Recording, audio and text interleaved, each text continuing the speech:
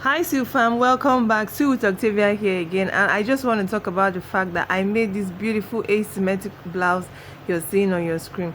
First of all, as a fashion designer with years of experience, I am literally scared of making asymmetrical dresses. Asymmetric is one hand of dresses. I am scared of it. Reason being that if you do not pay very close attention, you might end up cutting the left side of the front and cutting out the right side of the back. I don't know if you understand what I'm talking about.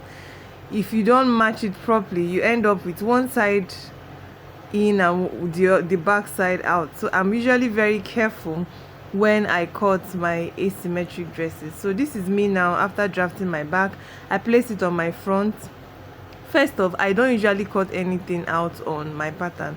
I always like to join all my pieces and place them facing each other. If possible, I make a full dress before I cut out the part that needs cutting out, because several times I've made that error, and I have told myself that this method works for me. That's joining all my pieces together before cutting out anything that is not needed.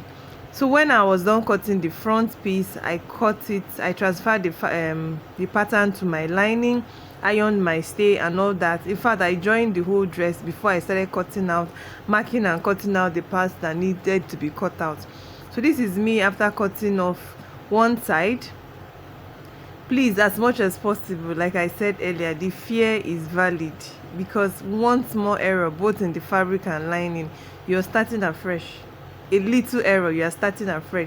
So you make sure you cross check the part that is the left side, the part that is the right side, the part that faces the front, and the part that faces the back. So you have to be extra careful, check and recheck before you're done with the dress. So after joining everything, I tested it and realized that I had a little excess on my shoulder. I went back to remove the excess, shaped my dress, my final shaping, and voila, this is what we have at the end of the day. Did I nail